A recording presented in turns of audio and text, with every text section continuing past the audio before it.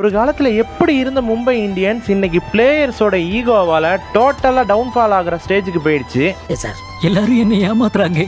இந்த season ஐபிஎல்லோடைய first மேட்ச்லேயே ஜெயிச்ச Mumbai Indians team அதுக்கப்புறம் நடந்த 4 மேட்சஸ்லையும் மோசமாக தோத்து இது வரைக்கும் அவங்க விளையாண்ட 5 மேட்சஸில் வெறும் ஒரு மேட்ச்சில் மட்டும் வின் பண்ணி மீதி 4 மேட்ச்லையும் தோல்வி அடைஞ்சு இந்த ஐபிஎல்லோடைய பாயிண்ட்ஸ் டேபிள்லையும் 9வது இடத்த பிடிச்சிருக்காங்க. மும்பை கேப்டனான ஹர்திக் பாண்டியா கேப்டன்சில ரொம்பவே ஃப்ரஸ்ட்ரேட் ஆகிட்டு இருக்காரு. எம்ஐ டீம்ல சூரியகுமார் யாதவ், ஜஸ்பிரீத் பும்ரா மாதிரியான சீனியர் பிளேயர்ஸ்க்கு ஹர்திக் பாண்டியாவுடைய கேப்டன்சிலையும் அவருடைய ஃபீல்ட் செட்லையும் அந்த அளவுக்கு உடன்பாடு இல்லாத மாதிரி தெரியுது. எம்ஐக்கும் பிபிகேஎஸ்க்கும் இடையில மும்பை வாங்கேடே ஸ்டேடியத்தில் நடந்த இந்த ஒரு மேட்ச்ல எம்ஐ டீமோட முக்கியமான பிளேயரான ஸ்கை அவர் ஃபேஸ் பண்ண ஃபர்ஸ்ட் பால்லே கோல்டன் டக் அவுட் ஆகி ஏமாற்றம் அளிச்சாரு. தொடர்ந்து ஓரளவுக்கு நல்லா ஆடின நமன்தீப் 50 அடிச்சு இவரை தொடர்ந்து டீமுக்கு மறுபடியும் கம்பேக் கொடுத்த குவிண்டன் டிகாக் அதிரடியாக விளையாண்டு செஞ்சுரி அடிச்சிருந்தாலும் 10 ஓவர்ஸ்ல மிடில் ஆர்டர் சொதப்பின காரணத்தினால மும்பை டீம் 20 ஓவர்கள் முடிவில் 6 விக்கெட் இழப்புக்கு வெறும் 195 ரன்கள் தான் அடிச்சாங்க.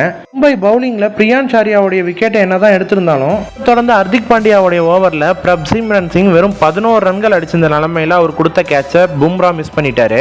பார்த்தா ஹர்திக் பாண்டியா ஃபீல்டிலே பும்ராவை பார்த்து கடுப்பா முறைச்சிருப்பாரு.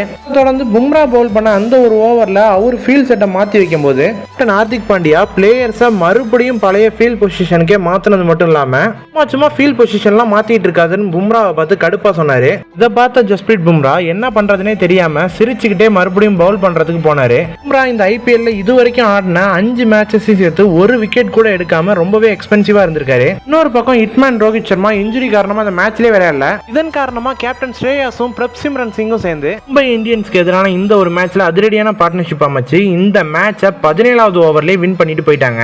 மும்பையோடைய இந்த ஒரு டவுன்ஃபாலுக்கு அவங்க மேனேஜ்மெண்ட் தான் காரணம்.